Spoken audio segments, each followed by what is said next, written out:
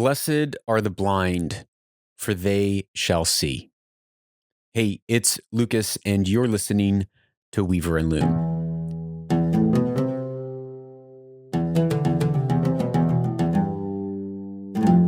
Welcome back to Weaver and Loom, episode 305. And since the last episode, I've been pondering, I've been a little gripped with this idea of blindness. You know, in the previous episode, we talked about how there is a king and a kingdom, and no one wanted to come to his wedding.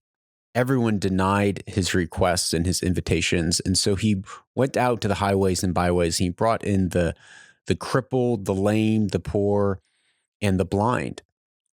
And there are stories throughout history, time and time again, of a person, a hero in the story who maybe they see too much, they know too much, they witness something that they shouldn't have, and their punishment is blindness.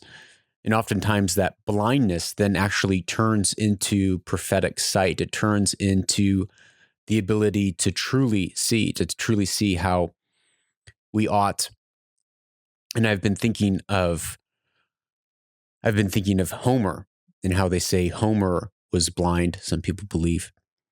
I've been thinking of Milton and how he penned Paradise Lost blind. He would stay up all night writing stanzas of his poem in his head, and then a scribe would come at dawn and he would recite the poem, the section of Paradise Lost that he had remembered and inscribed in his head overnight to his scribe. And that's how Paradise Lost was written. I was thinking as well of Beethoven, how Beethoven was deaf, and yet in his deafness, he was able to write incredible music. And there's a paradox there. As I've been reflecting on blindness, I've remembered a story. This is a story from Mongolia, the Mongols, and it's a legend of how the Mongols received their stories and received their folklore and their myth. And it's the story of the blind Tarvaa. And the story goes like this. It was many, many moons ago, many years ago, and the Black Plague was spreading across Mongolia. People were dying in the hundreds, in the thousands, and it was so severe. It was so bad that the healthy ones said, we have to save ourselves in order to survive. And they left behind their sick loved ones, and they said, we will let fate decide for you. And so young Tarvaa was left to fate, and he was left dead. He was left as though dead. And as his body lay there, his spirit realized that he had died, or he thought that he had died, that he had been abandoned for death. And he said, I'm not going to stay here and wait for death to come. My time has come. My time has passed. And so the spirit left young Tarvaa's body and descended down many days to the underworld. When he reached the underworld there, the king of the underworld, Khan, the lord of the underworld, looked at Tarvaa and said, what are you doing here? I did not summon you. The young boy said quite humbly and meekly, well, I know you had not summoned me, but I was left behind as though dead. My family abandoned me, and I knew that my time was coming, so I didn't tarry. I didn't wait any longer. I came straight here. Now the obedience and the humility and the meekness pleased Khan. And he said, well, son, your time has not come. I have good news for you. You can return back to your body and you can live a long life. Your time's not come. I didn't summon you. But since you're here and since you're such a good fellow, I like you, Tarvaa. I like you, and just so you can prove to everyone that you actually did visit me down here in the underworld, I want to grant you a gift. Look around the underworld and find anything that you wish, anything that you desire, and I will grant it to you. You can bring it back to you and to your people as a blessing for you and for your people. So Tarvaa, quite humbled and honored, said, thank you so much. And he began to make a search of the underworld. He found, laying in one corner, heaps of riches and gold and all that glimmered. And he thought about the wealth that he could have, the power that he could buy with all that gold, how his life would be taken care of in comfort. As he thought about the gold, he said, no, I know that these riches will only fade. He went on a little further and he saw dance and merriment and wine and drink, and he thought about the pleasures of the world that he could have and the joy and a blissful, comfortable life that he could have and laughter. He looked a little further and he saw fields and fields of land and cattle and bison, sheep, goats. He looked further and he saw the wisdom of kings and how wisdom could be attained. But still nothing really came to light in his heart. And then he spotted it, hidden in the corner, in the shadows. Far away, he saw the thing that his heart most desired. So he rushed back to the Khan and said, Khan, I know what I want. I know what I want. I want the stories of my people. Khan, shocked and surprised, turned to the young lad and said, what? The stories of your people? Yes, give me the stories of my people. He said, I don't know if you understand what you're asking for. That comes with a great price. The stories of your people and of your land comes at a great cost. Are you sure you want it? Are you willing and able to pay the price? Tarvaa paused for a moment and contemplated, and again he scanned the underworld for all the other things that he could have, from joys to pleasures to riches to fame. And he said, no, give me this. Give me the stories of my people. Khan said, as you wish. Go back and return to your body, and once you return to your body, I will give you the stories of your people. So Tarvaa journeyed many days back up through the underworld, back into the natural realm, and he found his body. And as he entered his body, he shot up. And as he shot up, he opened his eyes and he saw the world around him. And as he looked across the great plain, 2 crows flew down from the sky, and they landed on his face and they plucked out his eyes. And darkness covered him. And as the darkness seeped in around him, the wide expanse of darkness, and he groped, all of a sudden, his eyes began to see and his ears began to hear, and he began to see the stories of his forefathers. And he began to tell story. And as he sat there in that tent alone, and he began to story just to the air around him, and soon people began to hear. And they came and they all gathered and they sat in his tent.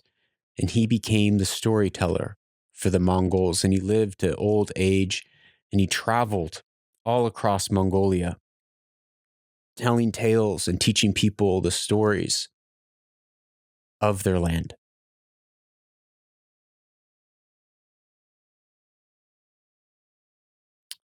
Seeing comes with a price. Seeing stories comes with a price. I often have been thinking this week about how in Eden, when it was just Adam and Eve, that we were fully illuminated. We could see the mysteries of the universe. We could see the stories of eternity. And then there in that garden, we heard a little whisper, a little lie. It said, if you eat this tree, the tree of the knowledge of good and evil, you shall truly be like God. Your eyes will be opened and you will truly be able to see. You're blind. You just don't realize it. But the snake said to Eve and Adam there, right beside him, right beside Eve, right beside her, said, if you eat of this tree, you won't die, you'll live, you'll see, you'll become like God. And so they ate of the tree and their eyes were opened to their shame and to their nakedness and to their barrenness. And as they were cast out of the garden, the fog fell over their eyes and it grew heavier and heavier, and their souls became dimmer and dimmer, darker and darker. Jesus in the Gospels, he says that the eye is the lamp of your body. And if your lamp is dark and the light of your lamp is darkness, then how dark is that darkness that you live in? And so in our modern world, we think that, light comes from the sun and that we see everything from an exterior light that shines around us. But thousands of years ago, they didn't have that concept. We believed as humans that our eyes were like lamps, and our eyes were lamps that shone out. And when our eyes were bright, we were able to see far because we had bright lamps in our eyes that shone out. But when we left Eden, the inner lamp, the inner eye grew dark and grew dim.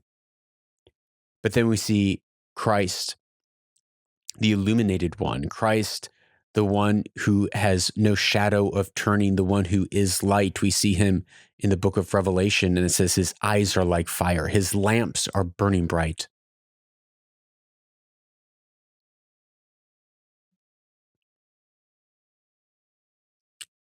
I've been thinking of another story from the Gospel of John, and it's a story of the beggar who was blind from birth. Jesus and his disciples are walking down the road, and the disciples see this blind beggar who's been blind from birth, probably a very famous beggar, just a staple on the street corners. And the disciples said to Jesus, Jesus, why is this man blind? Was it from his sin or his parents' sin that he's blind? Jesus scoffs a little bit, turns and looks. He's like, neither. He was blind for the glory of God, that the work of God might be displayed. For right now it's day, and when it's day, we got to keep working, but night is coming when no one shall work. He stops at the side of the road and he spits in the dirt, and he bends down and begins to make clay. Now it's the Sabbath, and if you remember, the Israelites, they had to make bricks in Egypt for hundreds of years. And on the Sabbath, you can't do work. And so here's Jesus making clay, making bricks, just as man was formed out of clay. Here is Jesus bending down in the dust and making a ball of clay. He stands up and he goes over to the blind beggar and he rubs clay in this mud on the man's eye. And then he says to him, go and wash in the pool. So he sends him away.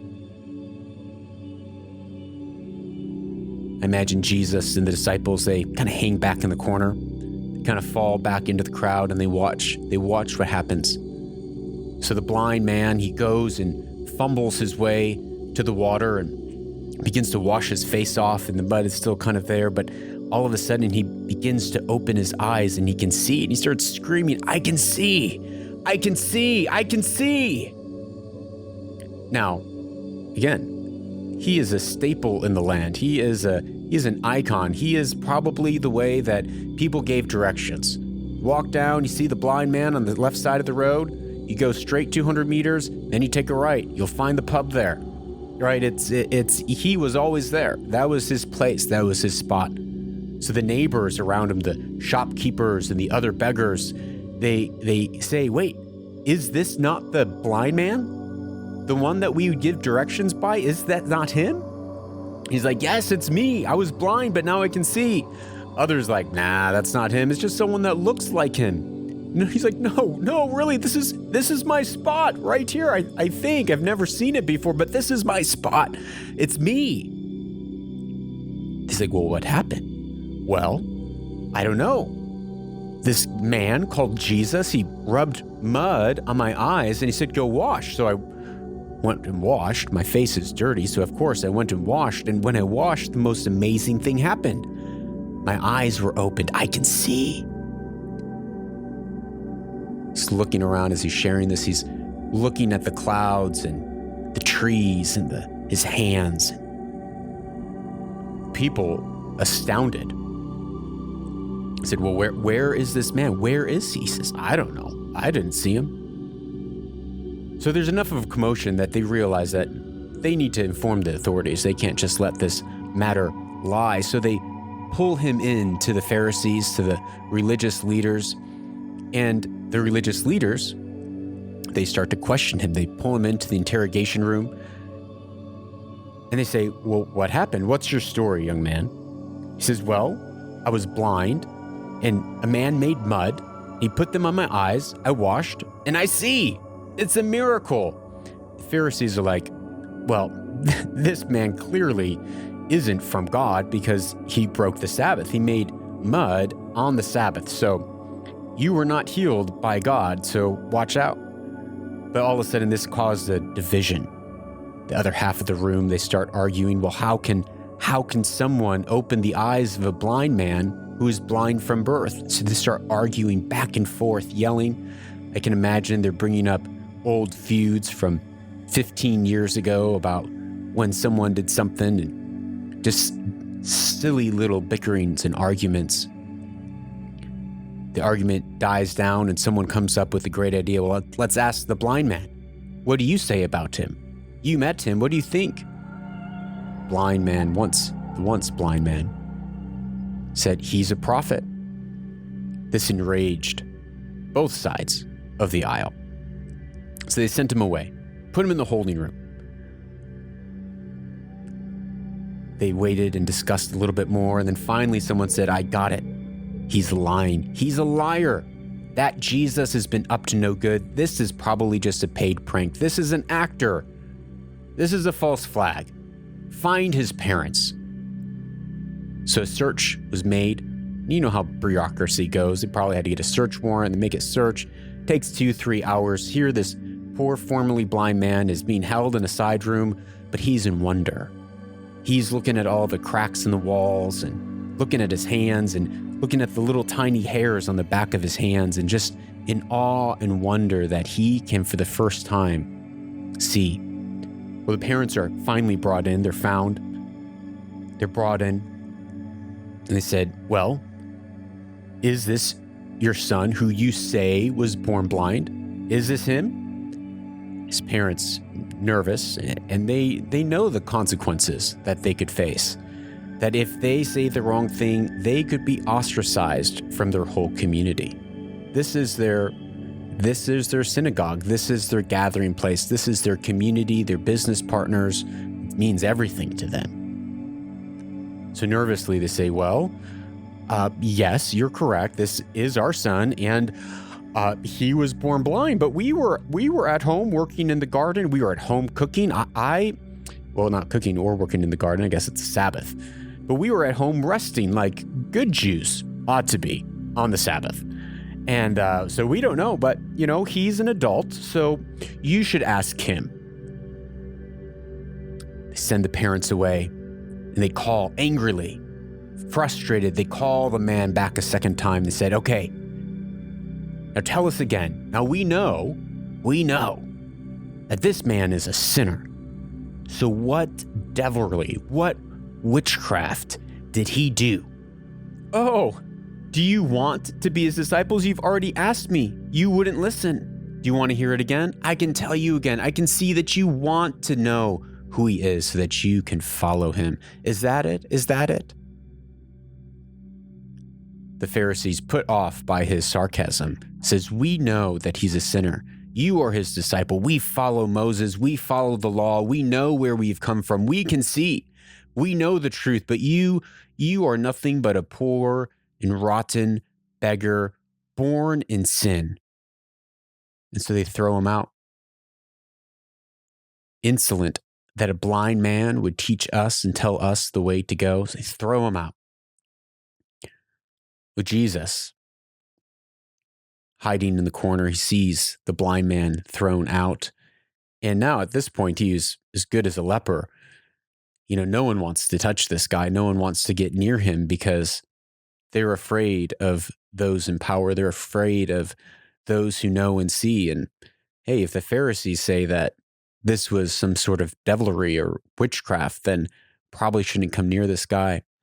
So the formerly blind man, he wanders out of the synagogue and he begins to look up at the sky and the clouds and the trees and back down to his feet in the dirt in his hands, seeing for the first time.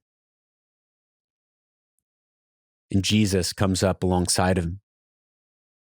The man looks up and he sees an ordinary man, plain clothes, simple, humble, meek, lowly. The man asks him, "Do you believe in the Son of Man?" The blind man looks around, making sure that it's okay to answer. And he says, "Sir, who is he that I may believe in him?" Jesus, with a big smile, says, "You have seen him, and I am speaking to you. It is he that's speaking to you." The man's eyes were opened even more, and he said, "Lord, Lord, I believe." Now a crowd has started to form and gather around him. Some of the Pharisees who were inside and interrogating him, who followed him out to see exactly where he would go or what he would do to catch him in his lie and his trap. We're nearby. Jesus lifts up his head and raises his voice and says, "It's for judgment that I came into the world, so that those who do not see may see, and those who see may become blind." Pharisees, indignant, furious, insulted.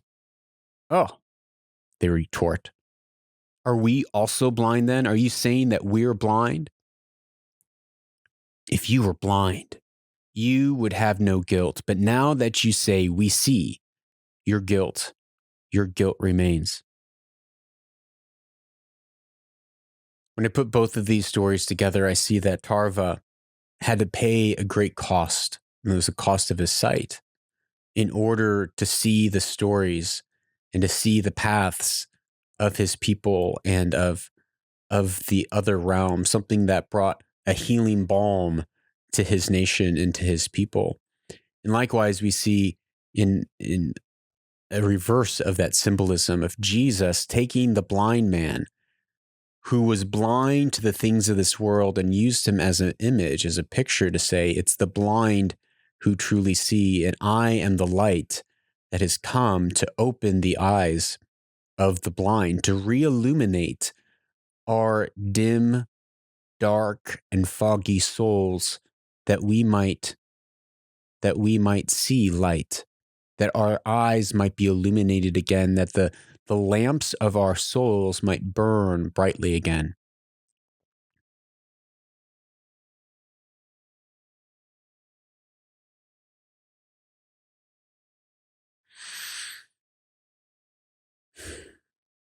And that is such a mystery to me, that it is the opposite way. It is not through gaining more wisdom. It is not through searching harder. It is not through becoming wiser, but is actually becoming a fool. That the way that we enter into seeing is by becoming blind.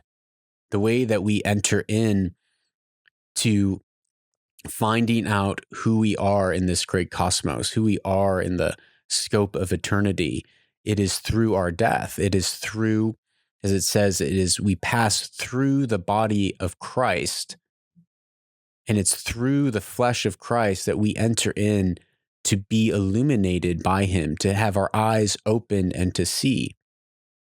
But it takes death. But it takes darkness. It takes the willful admittance that we are blind and we don't see and we don't know. And that it's in that place of darkness that our, like Tarvaa, our eyes begin to open to the story that we have all been caught up in for eternity. That's all for today's episode. Thank you so much for listening and being here with me on Weaver Loom, and we will see you next time.